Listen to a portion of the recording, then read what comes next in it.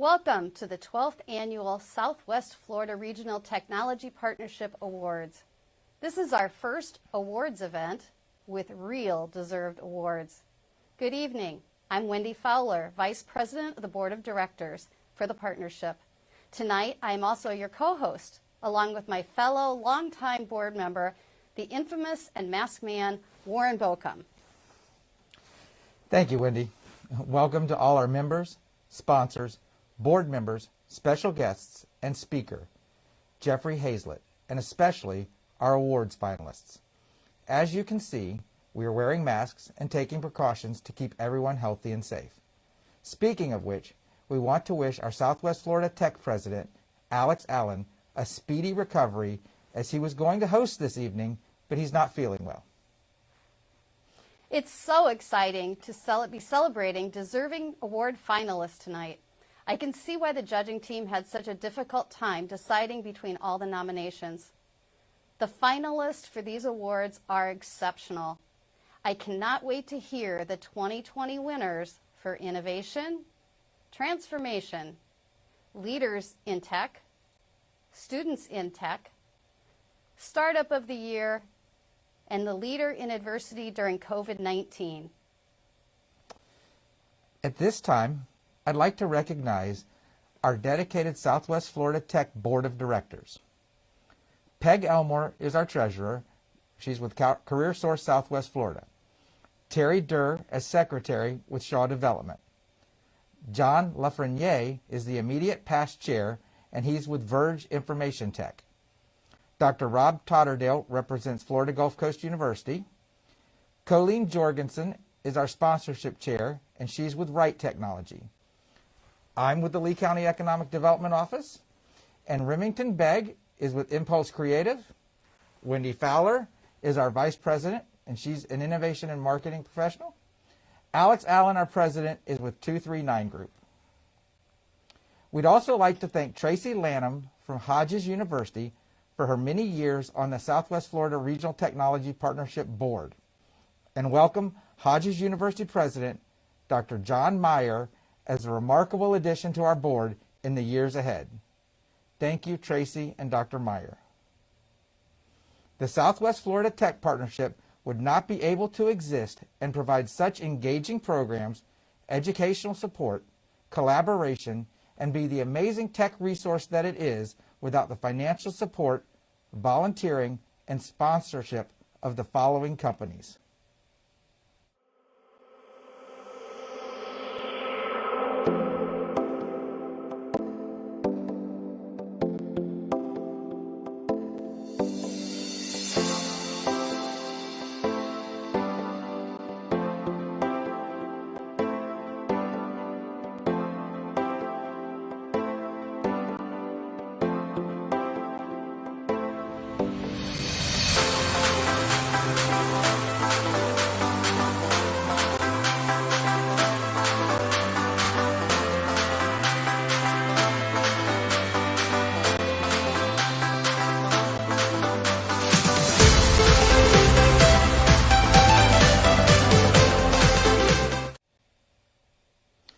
We'd also like to extend special recognition to 239 Group, and especially Serena Vargas of 239 Group for her graphics, photography, and promotion for tonight's event.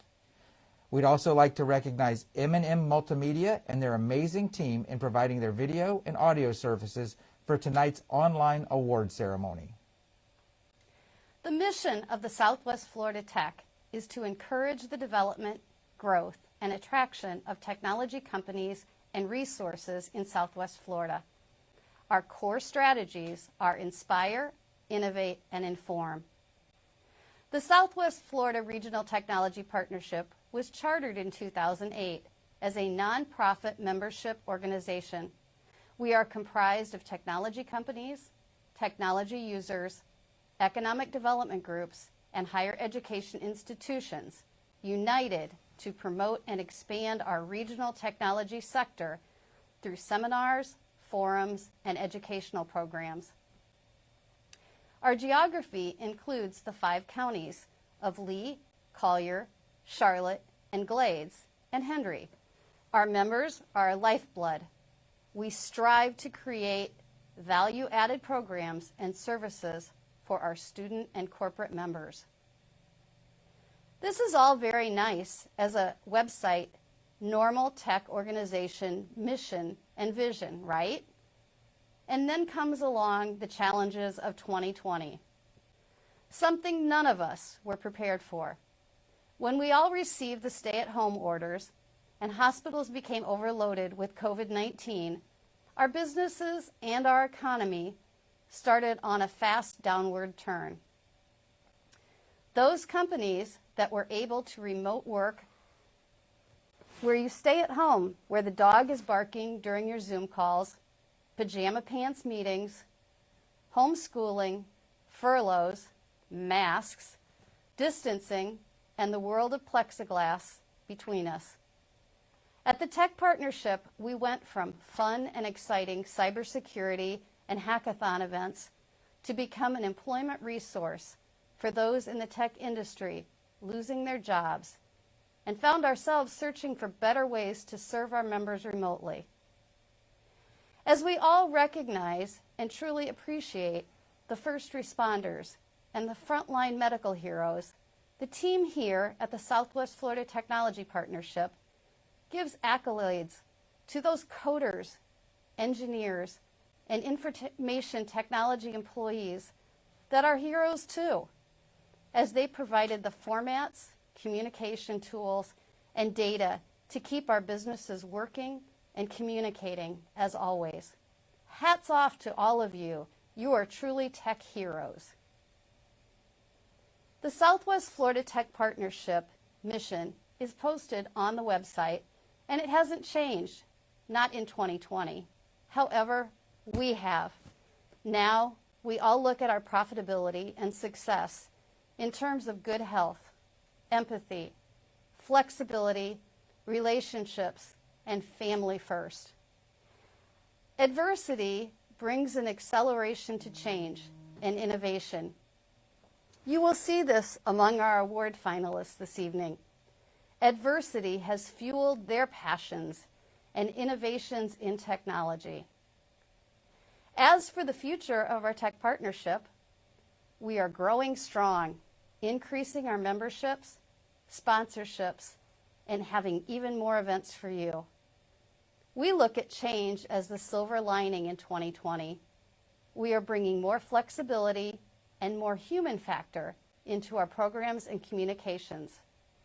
We are holding tech talks and events online with the interactive Remo format to create more networking and sharing. You will see more programs geared to education, training, employment, and community support. We will be building the industry diversity and assisting the Southwest Florida economic development to attract and grow business in all stages. In the vision of the Board of Directors from the Southwest Florida Technology Partnership, we feel now more than ever we need to work together in one Southwest Florida community effort to tackle challenges, no matter what they are, in unison with all industries and all walks of life. Our passion is to bring in more jobs, talent, and opportunities for generations of our tech heroes to come. Absolutely, Wendy. Despite the hardships of this year, I'm so proud for our tech community. With that being said, we are so excited to introduce our keynote speaker of the night. Jeffrey Hazlett is a former Fortune 100 CMO and is now primetime television host of C-Suite with Jeffrey Hazlett and Executive Perspectives on C-Suite TV and a Hall of Fame speaker.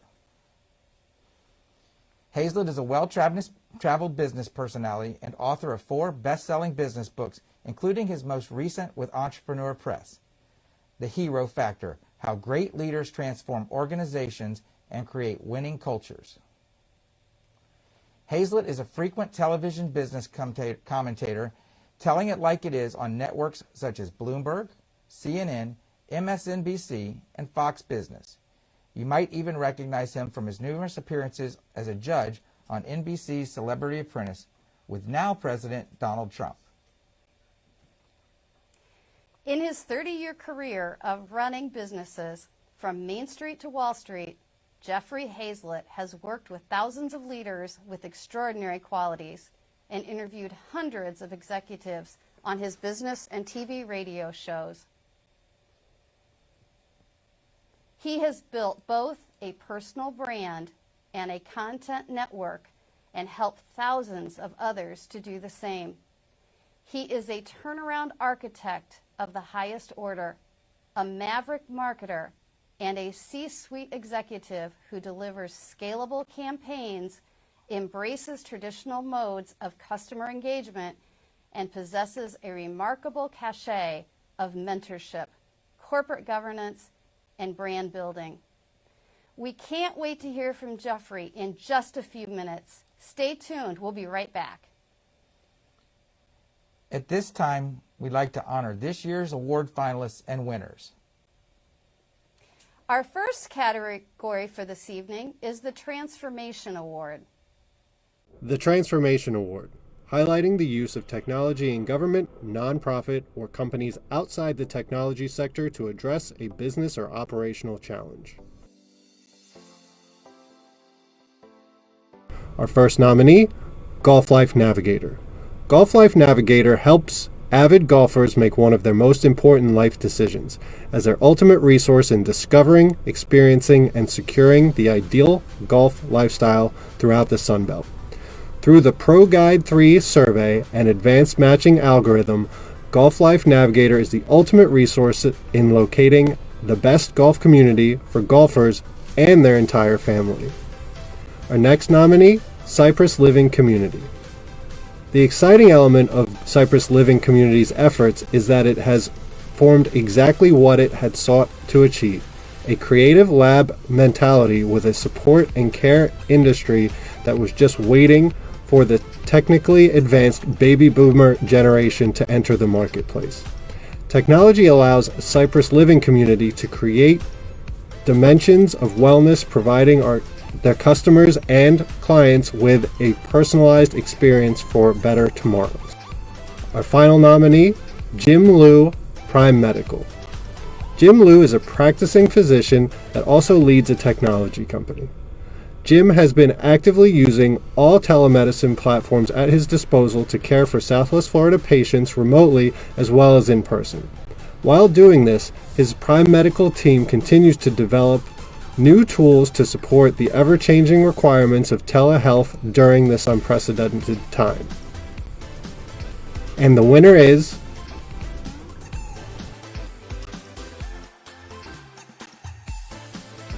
Prime Medical CEO Jim Liu. Congratulations.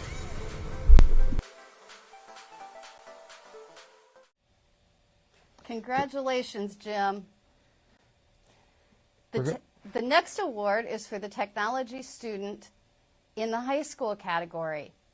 The student award winners will also receive a monetary award from the Southwest Florida Technology Partnership to apply to their future studies. Student in Technology Award. The Student in Technology Award recognizes a high school or college student pursuing higher education or a career in technology. For the High School Student in Technology Award, the finalist is Autumn Pepper Rhodes. Autumn states, "I am passionate about aviation and space. When I was younger, I saw a show about the Mars rover and I was hooked and followed the progress and exploration ever since. In middle school, Autumn took her first robotics course. As a future aeronautical engineer, Autumn plans to work in technologies that continue to have an impact in the future of space exploration. In Civil Air Patrol, Autumn commonly uses technology in presentations and online games to support hands-on activities that she teaches. As a volunteer with the Experimental Aircraft Association, Autumn uses technology with flight simulators to teach new young eagles for their first flight. During quarantine, Autumn has worked with Girl Scout troops in virtual constellation and stargazing. Autumn will be a sophomore at Cypress Lake High School. She plays multiple instruments. She's in lacrosse, cross country, and the class president. She also volunteers with the Young Eagle Aircraft Association, teaching basics in flight. Autumn doesn't have her driver's license yet, but she has over 30 non-official flight hours. Autumn participates in STEM projects by teaching space exploration and has plans for future space travel. Our next finalist is Ava Velazzi. Ava knew that technology would be the perfect career path for her to pursue when she discovered that coding was a medium for developing logic and creativity. Ava states that coding incorporates her love for mathematics and problem solving, as well as her creativity and experience in digital design. She has a passion for coding and decided to join Girls Who Code Club and the Computer Club in high school. She participated in creating a geometry app that was launched in the App Store and received the Aspirations in Computing Award. She realizes that her passion for technology is something she wants to apply to a career in her future. Ava is a junior at Gulf Coast High School, where she is very active in Girls Who Code and Computer Club and Red Cross, and volunteers by playing the violin at churches, senior centers, and throughout Southwest Florida community. And this year's award to a high school student in technology goes to Autumn Pepper Rhodes. Congratulations, Autumn.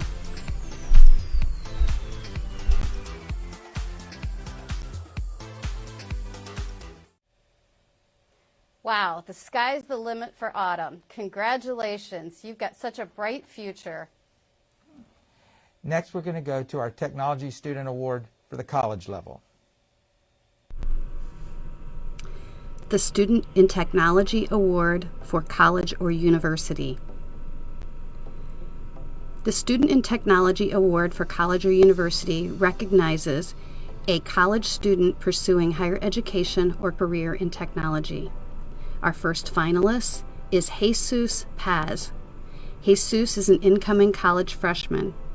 Jesus is a recent graduate of Immokalee High School's Information Technology Academy, and in addition to earning his good grades, he has achieved industry certifications in 5 Microsoft products, Adobe Photoshop and Dreamweaver. Jesus is pursuing his dream of becoming an IT professional by attending Florida State University this fall. Jesus was instrumental in his high school tech repair club, where he learned how to troubleshoot and repair broken iPhones for other students.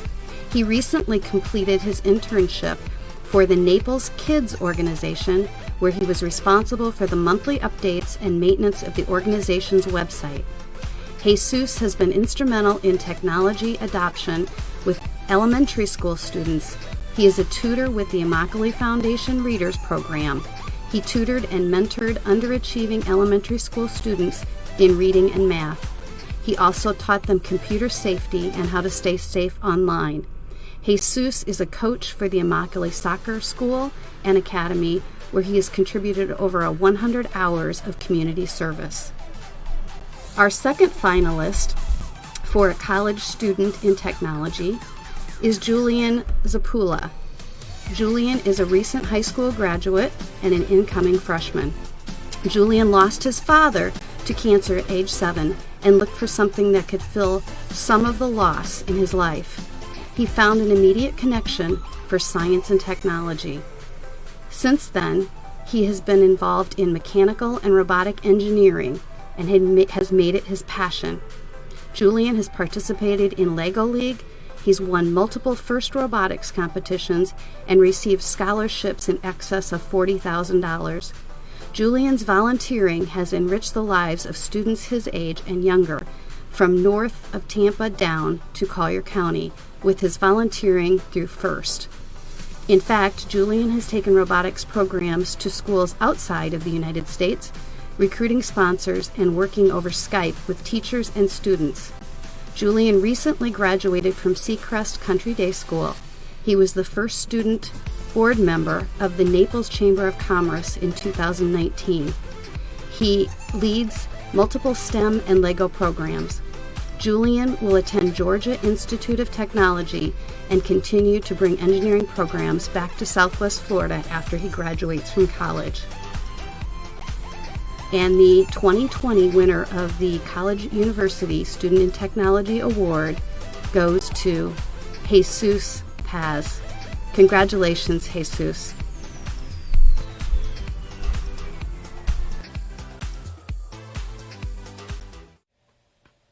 Amazing work, Jesus. We are all proud of you.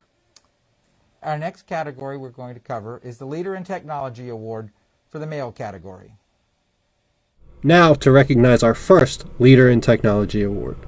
The Leader in Technology Award recognizes the leading figures at the forefront of disruption and innovation, playing a central role in helping organizations use technology to its full potential, as well as in the public, STEM programs, and business sector for the benefit of the Southwest Florida community.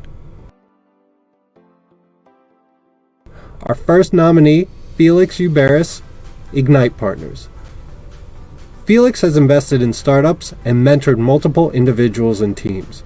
He has a proven track record as a leader to not only create technology plans that result in innovative products, but also has an extensive experience in leading them to successful financial exits. Felix is passionate about technology products that are innovative and leverage emerging tech such as blockchain and artificial intelligence. Our next nominee, Mike Long, founder of Southwest Florida SEC, an information security meetup group. Since moving to the area just over a year ago, Mike has had a tremendous impact on the technology community. In that year, Mike has built Southwest Florida SEC from just a few active members during their first meeting to regularly breaking 16 plus attendees. Mike is fully engaged with all other groups, collaborating with Southwest Florida SEC, Southwest Florida Coders, Southwest Florida Data, and others. Mike is always one of the first to volunteer to support members of the community in furthering their education and growth any way that he can. The winner is Felix Uberis, Ignite Partners. Congratulations, Felix.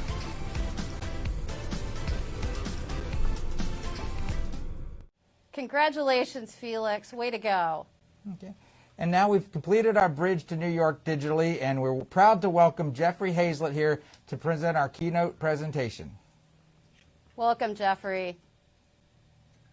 Thank you very much. What a pleasure and what an honor to be with all of you today. I'm so glad that we can able to do this technology. And of course, with technology awards comes great technology, and sometimes, as you could probably tell, a little bit of glitch here and there. And there's nothing wrong with that. That's the way it works. I mean, I've been in the software business. I've been in the business world, and I always know that no matter what happens, there's always something that could go wrong and always something that could go right. So it's just a pleasure to be here with you today. Listen, in my business career, I've bought and sold over 250 companies, well over $25 billion in transaction. My last job was as Chief Marketing Officer of Eastman Kodak. And today I'm investing and involved with numerous companies in the technology world. And, in fact, today I helped start a brand new technology company that's going to deal with trust and security, which is going to be a big area for a lot of people in the upcoming years as we move to a more digital-based economy. You know, being with you today reminds me of the first time I met my wife in South Dakota. When I first met her a number of years ago, many years ago, I met her my wife's great-grandmother. And my wife's great-grandmother was a matriarch of the family. And my wife is 5'1", about 105 pounds. I'm 6'3", 280 some pounds. And the first time I met Grandma Agnes, she's 4'9" and weighs about 85 pounds. Tiny little thing. And the first time I met her, she looked up at my wife, and then she looked way up at me, and she looked at my wife. She looked way up at me, and she turned back to Tammy, and she said, "Isn't he bigger than necessary?" And so I feel like that with you here today in terms of visiting with you and sharing with you. And so I want to spend just a few minutes, about 15 minutes or so, with you to be able to talk about all that you're doing and what some of the students are doing and what some of the business owners are doing and leading technology and leading and putting this country back on a firm footing, because we certainly need it. Right now, there's a lot of people talking about surviving, but more it's about driving and thriving. And I want to talk to you about what I think is a key theme right now: adapt, change, or die, and how to be relentless. And I'm not talking about die in the sense of what we're facing with COVID. I'm talking about our business, our economy, our way of life, and being able to move that forward. It's all about, in the future, driving change. And everybody's talking about the new normal as though it's going to be some new normal. Well, I don't know what normal was. In my life, my career, nothing's ever been the same. And change for change's sake is bad, but change is always occurring. There's nothing wrong with change if it's in the right direction. That's according to Winston Churchill. So I want to talk to you today in the business that you're doing, and what you're doing is to think big and to act bigger. In order to be leaders in technology, to be leaders in business, and how we need to proceed in doing everything we possibly can to be the very best at what we can do. So I want to talk to you about what I call being clock changers. Now, when I was at Eastman Kodak a number of years ago, and a lot of people would think that's crazy. I can tell you, when I first flew there, it was just it was a mind and humbling experience, as you can imagine. Here I was, the chief marketing officer of one of the largest companies in the world, in the country at the time, and of course a lot of things. So I couldn't wait to go there. In fact, I even jumped on a plane a week early just so I could get there. I was so excited to go to work there. Before I passed the urine test or anything, I was on a plane flying to Rochester. Excuse me, flying to Rochester, New York. And in doing so, I was sitting on the plane next to this young woman, and I'm starting to engage her in a discussion because I wanted her to ask me a little bit what I do. I wanted to tell her. I wanted to brag a little bit because, I'm the CMO of a Fortune 100 company. I mean, this is like hitting the lottery when you're talking about business. There's only 4 officers, maybe 5 officers in each of the companies. There's only 500 of us in the world. I mean, if you take Fortune 1000, there's only 1,000, 5,000 officers in the world. There's more people playing professional football, in the United States than there are Fortune 1000 officers. So this was a big thing. So I started engaging in conversation. Pretty soon she's talking about herself, yada, yada, yada. Like I wanted to hear any of that. I mean, so finally she stopped. And when she stopped, she turned to me and she said, "What do you do?" And I turned to her and I said, "Well, I'm the chief marketing officer of Eastman Kodak." And she said to me, "Who's that?" Right? That's indeed, it lowers you in terms of that. So, but that was my life. That's what it was like. And when you're at that company, because the change was so huge and what we had to do and where we had to go, eventually the company went bankrupt. And people talked to me about that. I wasn't there at the bankruptcy. I was there much before that. I was part of the team that was driving it. In fact, what's left at Kodak today, about $9 billion in the company, I brought that, sold that to Eastman Kodak. So that's the core of what it was. And in fact, I tried to buy the company, would have liked to have stayed there and taken over and done what I thought needed to be done. But that's the way it works in corporate world. So I was excited. But, in terms of driving great change and doing super things, I was pretty excited about going to work at that company. And people tell me, they always say that. They always say, "Why did Kodak go bankrupt?" Well, they didn't go bankrupt, 4, 5, 6 years ago. They actually went bankrupt back in 1975. It just took them that long to catch up. See, back in 1975, a gentleman by the name of Steve Sasson sat in a room, a technologist, a scientist, a researcher, and he invented the very first digital camera. And that cold December night, he took a photograph, a real photograph, laid it on the table as a photograph of his daughter, and he took this large blue box, that was the size of it at the time, a large blue box. I know that because it used to sit on my desk so I could point to it and so people could see it to remind them of what we passed up. What we passed up. See, because he took a digital photograph of a photograph. I mean, how telling is that? And you can imagine what it was like for him to take that device and run around from officer to officer, from C-suite executive to C-suite executive, and say, "Look what I've done. I've reinvented the Kodak moment. It's now digital." And they would say to him, "Put it away." See, put it away. They said, we're not into that. We make this little roll of film. And see, this little roll of film drives all of our profit. It drives all of our sales. We get 98% margins on this little roll of film. So we're in the film business. And and they would put that film in that little box, that little yellow box, most recognizable box in the world, most recognizable logo. At the time, the most favorable company in the world. There was nobody that had higher ratings, no one that knew a company better than Kodak back in those days. It was the Apple of its time back in the 70s. And so they said, put it away. We don't make pictures, we make film. And it couldn't be more wrong. Because if you think about it, Kodak had the only product that people would actually run back into a burning building to save. You think about it, if your house was on fire, what would you do? I know that to be true. Back in 2001, I was struck by lightning. My house was struck by lightning. Lightning hit the house, went through the house, actually struck me, knocked me out. Couldn't see, couldn't hear as I'm waking up. House was on fire, smoking. I see my wife walking by with a box of photographs looking at me going, "Are you okay?" This is kind of a precursor, guys, to what it's going to be like for you. So they could make, manage, and move images and information. See, they were core of what they do. They were about a celebratory brand, but yet didn't get it, didn't understand it. And that's what we have to be able to think about doing, and what we have to do as technologists, as leaders in the tech world, what you're doing today about how do we drive change for us to become what I call clock changers. And that's what we're looking for today. We're looking for clock changers.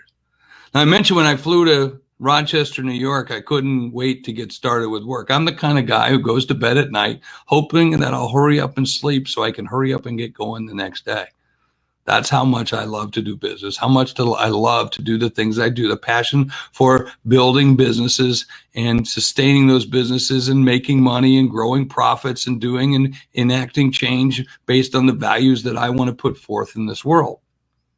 That's my condition of satisfaction. You need to be thinking as we graduate and we do these and we do the awards and all the things that you're doing here in terms of understanding exactly what are your personal conditions of satisfaction, but that's another talk. So when I got to Eastman Kodak, what you do when you step into a role like this is you have to grab control, put the agenda together and start moving, because at that time, the average lifespan of a CMO when I stepped into Eastman Kodak was 18 months. 18 months. I had 18 months, or by odds, I was gone. So I had to drive change in an organization that was riddled with people inside the organizations who had champions of no, who were obstructionists, who stood in the way of driving progress at every single turn. And I had to drive that change. I needed clock changers. So what I started to do was pull the teams together. As I pulled the teams together, I said, I have a meeting here, a meeting here, a meeting here at certain times of the day. Well, I got there early before anybody else did. And what I did was I stood up on the chair and I went to the clock and I changed the clock. And I actually moved the clock ahead by about 20 minutes because I wanted to see what people would do when they walked in the room and they see the clock was wrong and they might realize that they were late for a meeting. Now, I'm not trying to play tricks on anyone. I just wanted to see. It's a behavioral kind of thing. You want to test the mettle of the team. That's what leaders are supposed to do. My job is supposed to be able to create tension, see? Because as a good leader, our job should be healthy debate, transparency, and to create tension amongst teams in order to get things moved from where they were, all right? To maybe even be, I'll talk about this, a little irrational, okay? Now, you might find that to be unique, that a publicly traded company executive or maybe somebody in the medical field or somebody might be irrational, but I'll talk about that in just a moment. So by moving the clock ahead, people started coming in the room. They look at the clock, look at the watch, look at the phone, look at the clock, look at them, say, hey, what time you got? What time you got? What time you got? And realize the clock was wrong. And all along during that entire time, people would start to look around and say, oh my gosh, there's something wrong. Well, that clock's wrong. We can't get anything done. How about that clock over in another room? That in building 119, that's off too, on 11th floor. And pretty soon I just say, move on, move on, move on.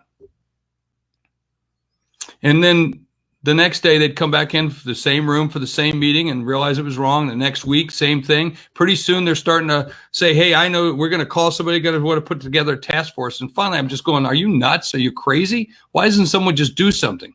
And a woman got up, walked over to the wall, put a chair under it, stood up in her dress, stood up on top of the chair and changed the clock.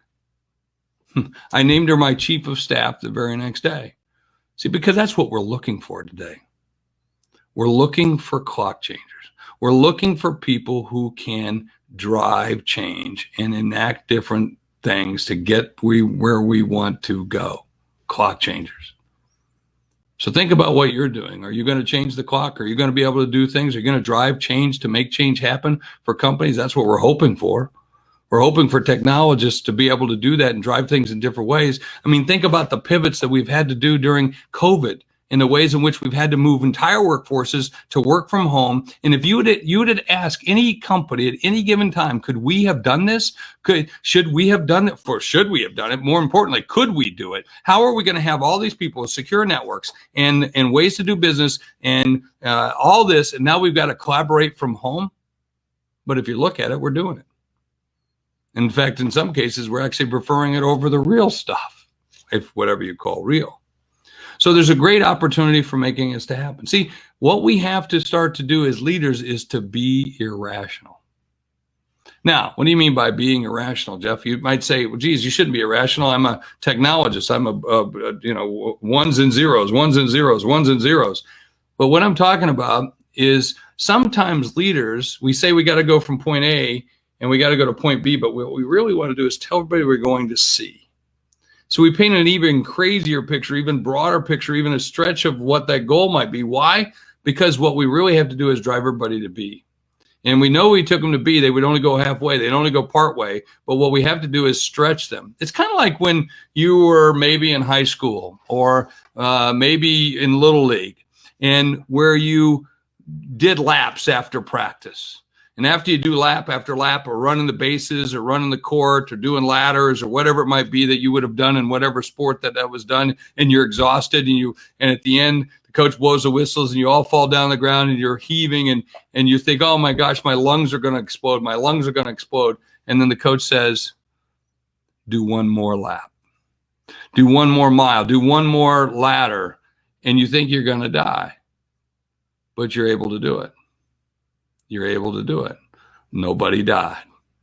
See, that's what we have to do. We have to drive change in order to win. And it's really critical for us to be able to do that. So, and there's lots of reasons why we will fail. We will fail because of fear.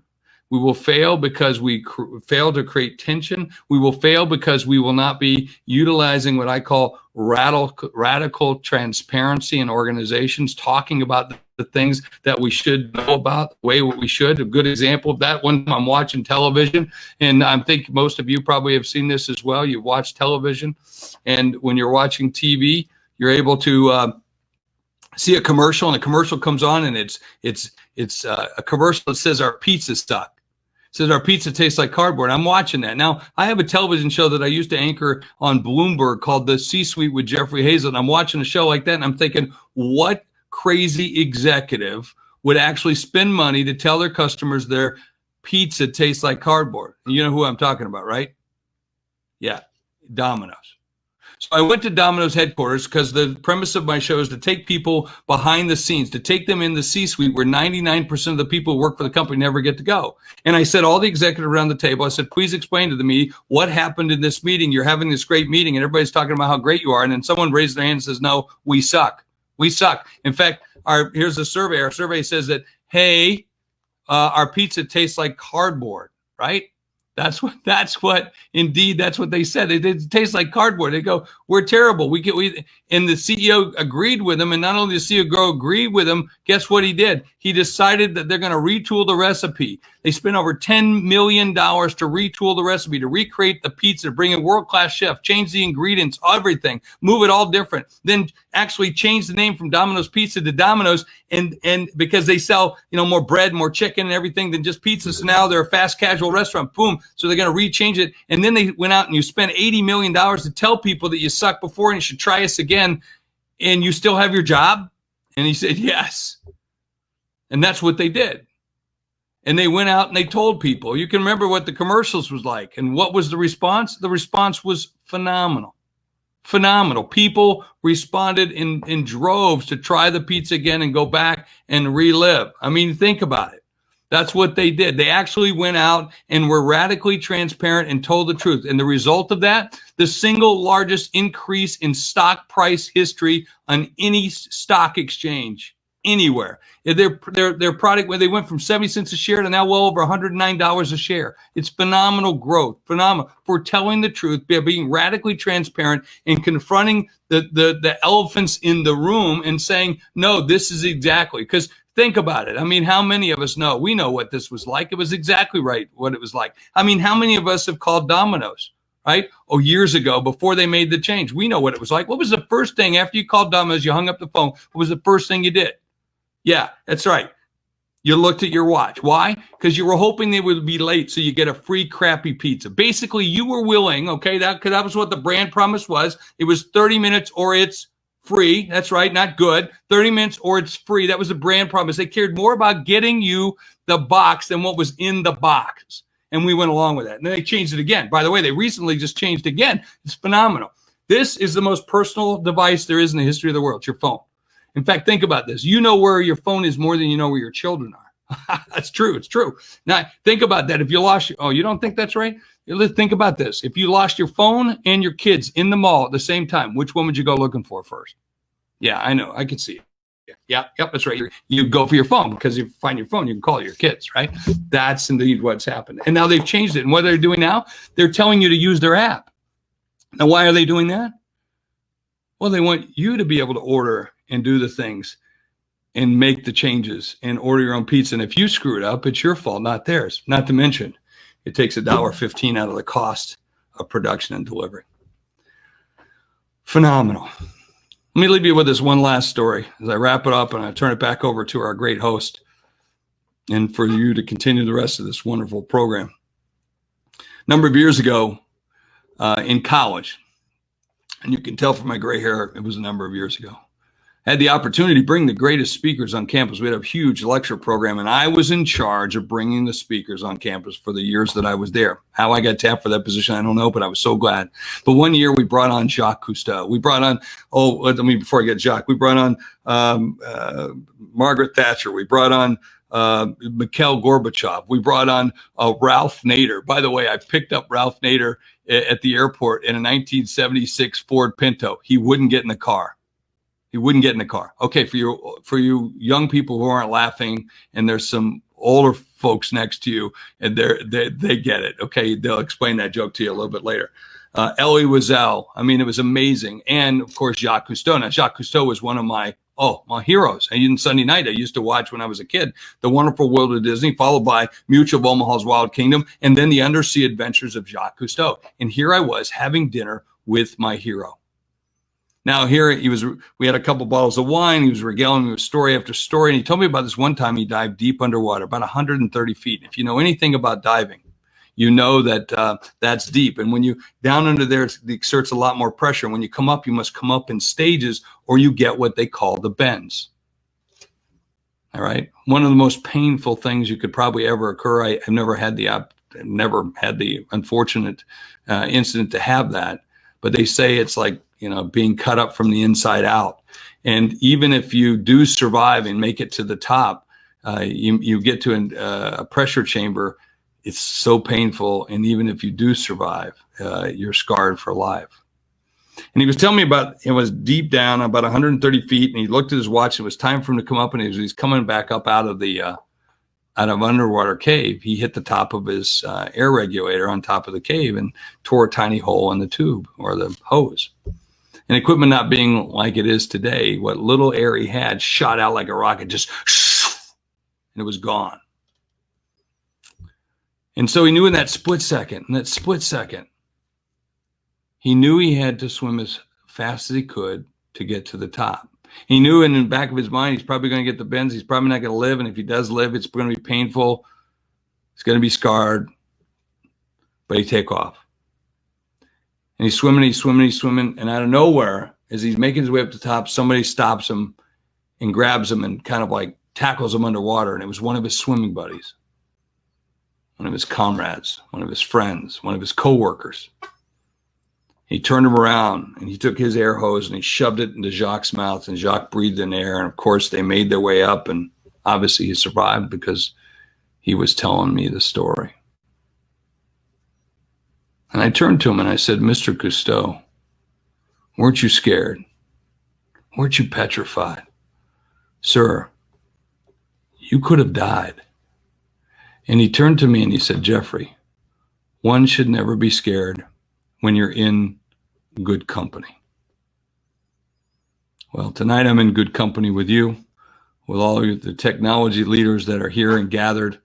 And if you look around, and as you can gather together as a social distance group, but someday when you gather again, you will know, and you will always know, that you're in good company. So I thank you very much, and I thank you for what you're about to do, and I thank you from the bottom of my heart to go out and create the greatest technology, to create the greatest solutions that help people, help companies, help governments, and help everybody else be and have a better life, because it's time for us to drive and thrive, and I appreciate being here with you tonight. So thank you. Thank you, Jeffrey. Appreciate that very much. If you have time, our audience does have a couple of questions for you, so we're going to share a little question and answer period. And Sure. So the first question that came in, I'll go ahead and ask it for you, is what is the most creative and innovative response you've seen a business make in response to the challenges of COVID-19?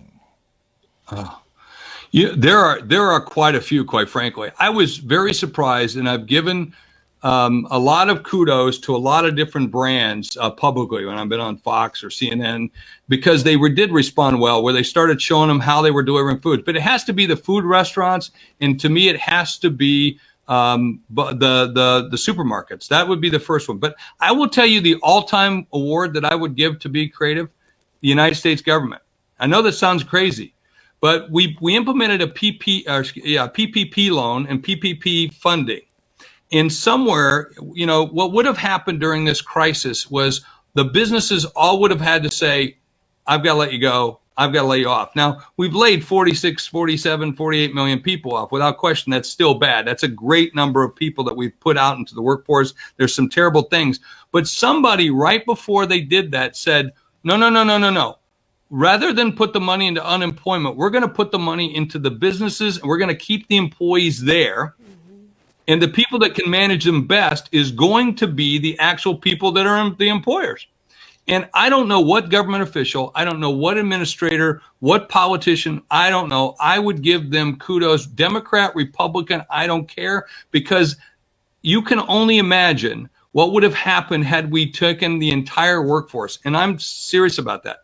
Almost the entire workforce, and then turn them on to a government agencies for unemployment and benefits and everything else. We would have created the biggest social welfare state in the world overnight in a matter of moments, and someone said, no, let's give them money. Let's do this and keep it in the business. That would be, I think, the most innovative way that I've ever seen somebody do something.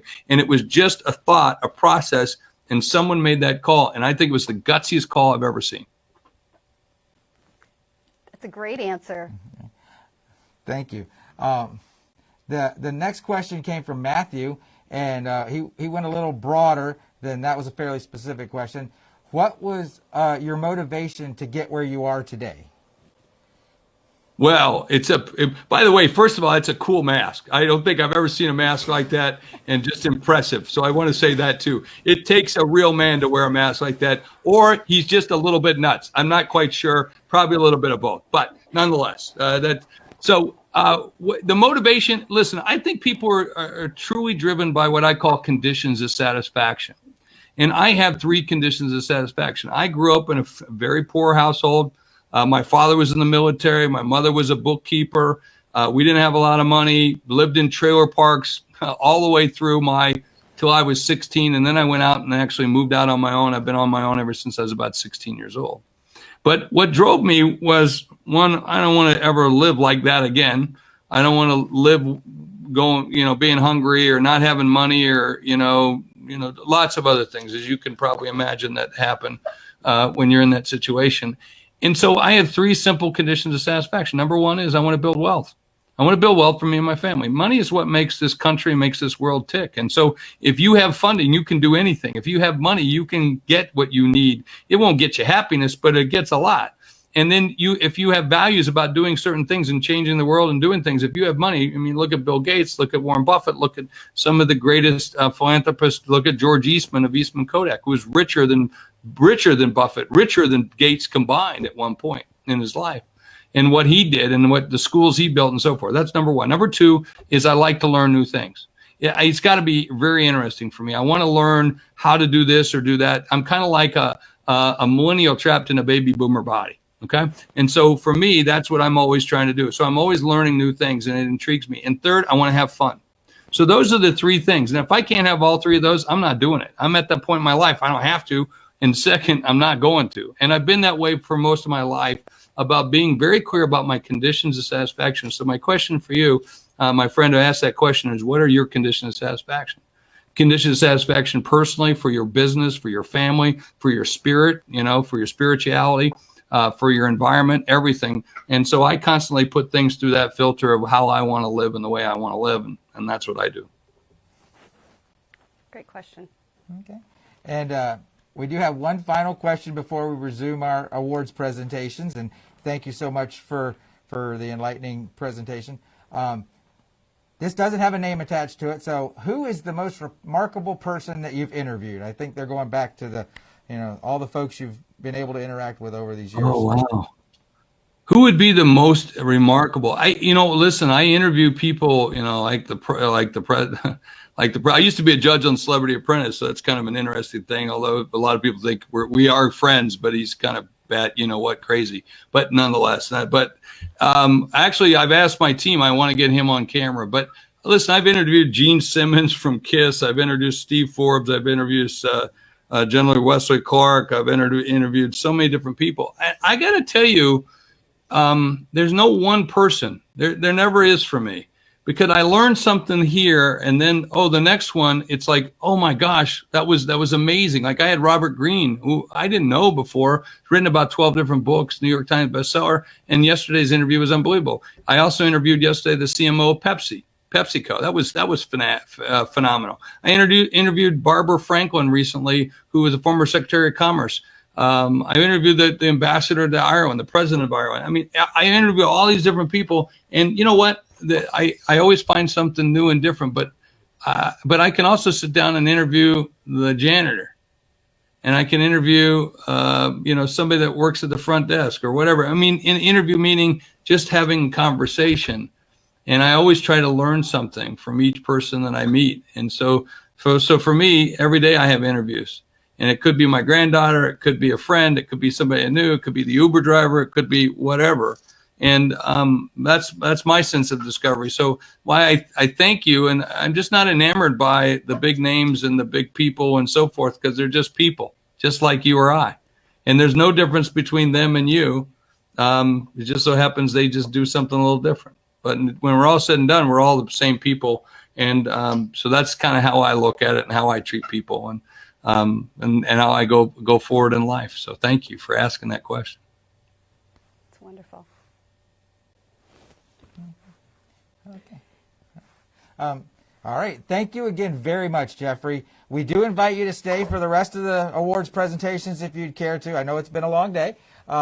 But it's also, okay. I've been inspired. I've been watching. I was watching the videos. Yeah, I was watching the videos, and it's inspiring to watch the winners. Thank you. Good. Okay, we're going to share a link on, if you want to order Jeffrey's books, please visit SWFRTP.org and click on the Amazon Smile logo, and please order through the partnership website. Now we're going to get back to the rest of the awards for this year's finalists and winners. The next award is Leader in Technology in the female category. Now for the second Leader in Technology award. Again, the Leader in Technology award recognizes the leading figures at the forefront of disruption and innovation, playing a central role in helping organizations use technology to its fullest potential.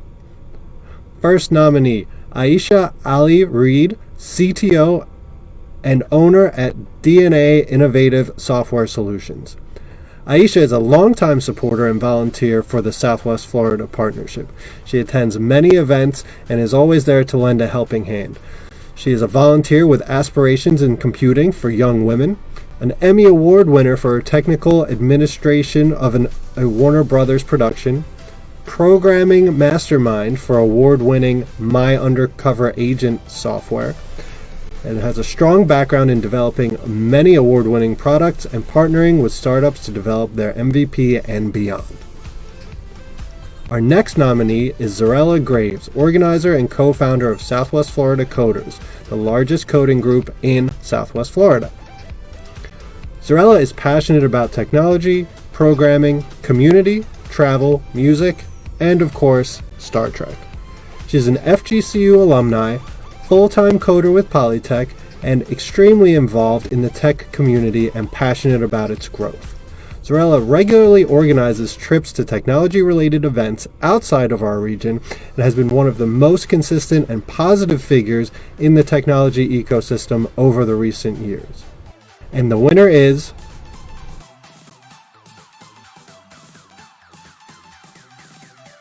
Zarella Graves, co-founder, Southwest Florida Coders.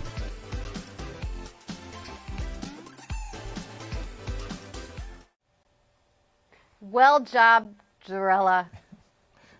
Okay, and now we're going to go to the Tech Startup of the Year Award.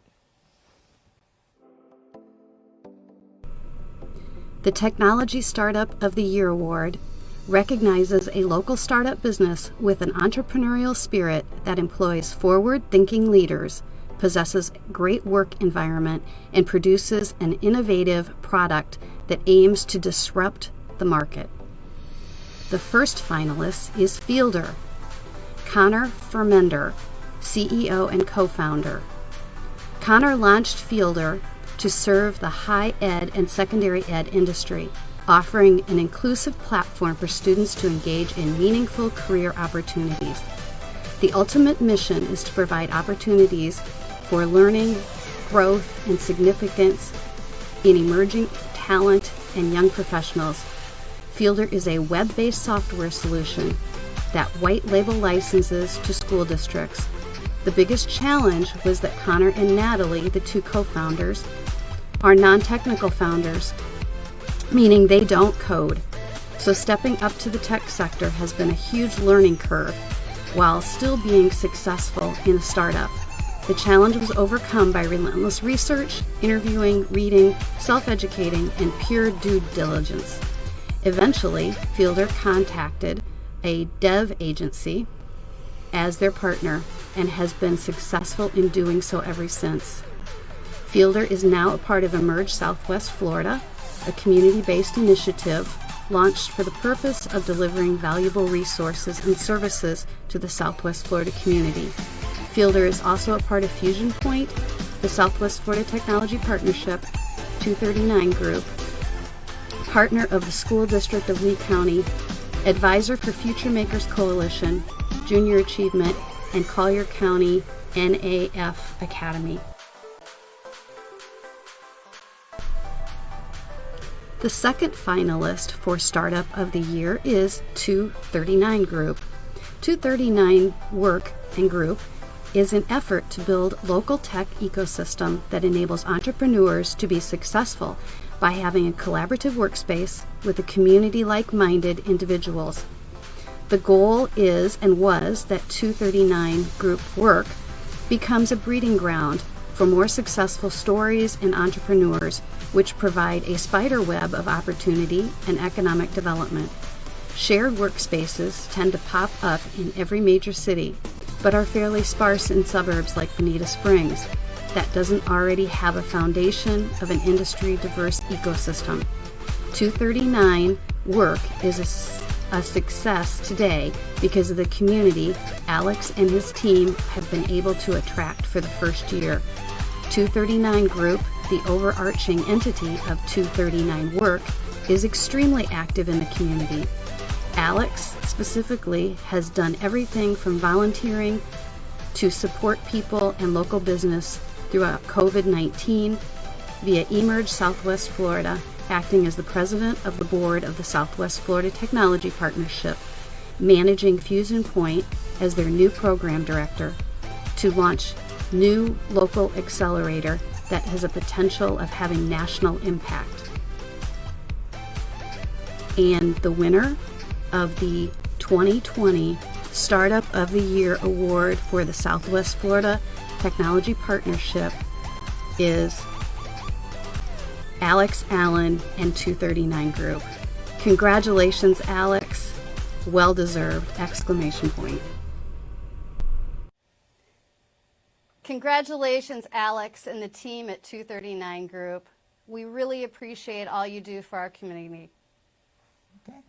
And now we move on to the Innovation Award. The Innovation Award. The Innovation Award recognizes the technical achievement of a Southwest Florida technical company. Our first finalist is the Tailored Company, CEO Dave Damaris. Tailored is a business-to-business company that provides a patented garment measuring technology to apparel retailers and manufacturers. Tailored works with leading fashion brands and retailers like Levi Strauss, Chico's, Stitch Fix, and TreadUp to provide personalized online fit solutions to reduce returns and waste while increasing conversions. Tailored helps product development and Q&A teams to work smarter and more efficiently to reduce cost and improve time to market. The second finalist in innovation is Gulf Life Navigators, CEO Jason Becker. Gulf Life Navigators technology helps avid golfers make one of their most important decisions in life as their ultimate resource in discovering, experiencing, and securing the ideal golf lifestyle throughout the Sun Belt. In August 2017, Gulf Life Navigators automated the Pro Guide, effectively unveiling a model we like to call eHarmony meets Zillow for golf. The response has been incredible, with more than 21,500 avid golfers having completed the free questionnaire. The Pro Guide then produces up to 6 best matched clubs for each golfer, thereby saving them countless hours and considerable dollars. To date, there have been more than 81,000 best matched clubs. Pro golfer and Golf Channel commentator stated, "I trust them, so should you. See you at the club." Our third finalist in innovation is My Undercover Agent, CEO Carrie Leftwich Wolf. My Undercover Agent is a local Southwest Florida real estate information tech company.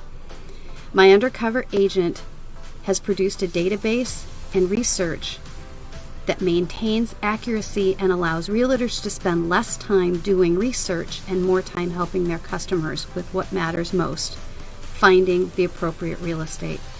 This subscription-based program prepares professional presentations and detailed brochures to clients within seconds. A system of this nature has not been developed since the creation of MLS in the early 1990s. This innovative company, based in Southwest Florida, will provide a national footprint soon and provide a better way to help customers discover their new home. The winner of the Innovation Award for 2020 is a tie. I'd like to congratulate both Gulf Life Navigators and My Undercover Agent as being the winner of the Innovation Award in 2020. Congratulations.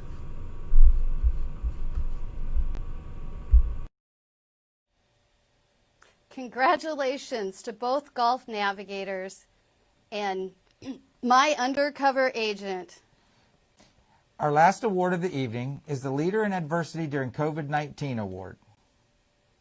And our final award, the Leader in Adversity of COVID-19, which recognizes a business professional in the field of technology that took a leadership role and made significant accomplishments for technology, community, and business during COVID-19's uncertainty.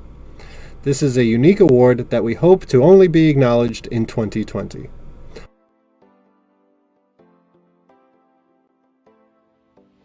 Our first nominee, Connie Ramos Williams of Conrick PR and Southwest Florida Strong. Connie made the decision to transfer her business to a telecommuting company in January of 2020, just prior to the pandemic in Southwest Florida.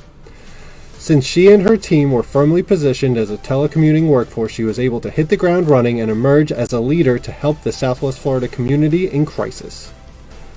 Connie recognized businesses would likely not survive if they didn't quickly adapt to the fast-moving changes and remain relevant. She founded Southwest Florida Strong and the hashtag SWFL Strong campaign and brought her Conrick team together to develop the strategy and concepts currently in place. In addition, she developed a cost-effective business booster digital marketing package to help struggling or startup businesses reach their desired audiences.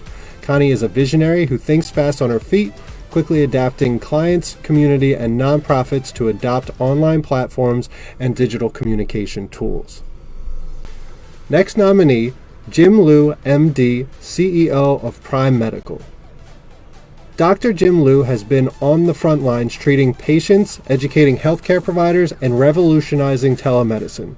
Prime Medical has successfully launched and are operating a telemedicine platform that allows patients to avoid entering healthcare facilities when not medically necessary. This helps to minimize the use of resources and supplies, reduces risk of exposure to healthcare professionals and patients. Dr. Liu and Prime Medical are leveraging a automated robot that allows the doctor to be present virtually with a patient, allowing him to treat many more patients and reduce risk of unnecessary exposure. This is especially helpful in the long-term nursing facilities.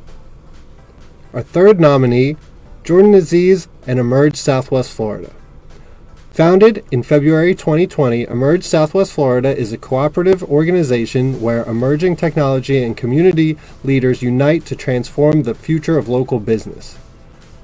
The original focus was to stimulate the Southwest Florida economy by connecting, empowering, and bringing awareness to the many impactful organizations dedicated to supporting regional growth. In March, as the world changed rapidly before our eyes, Emerge Southwest Florida shifted the focus to provide as much immediate value as possible to local businesses in need.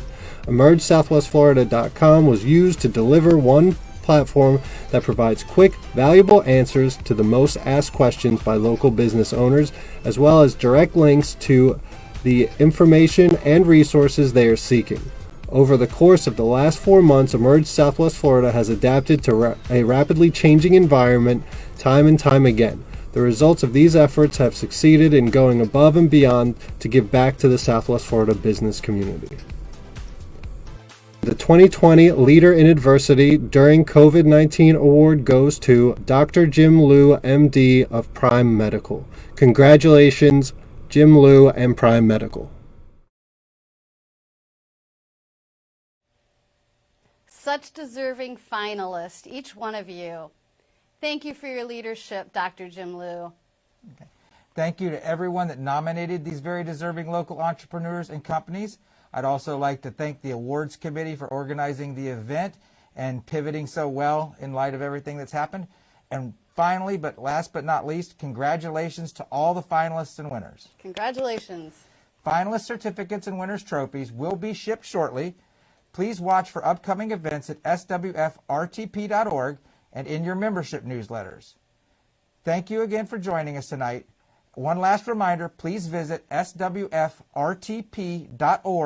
and click on the Amazon Smile logo to order Jeffrey Hazlett's book. Stay well, be safe.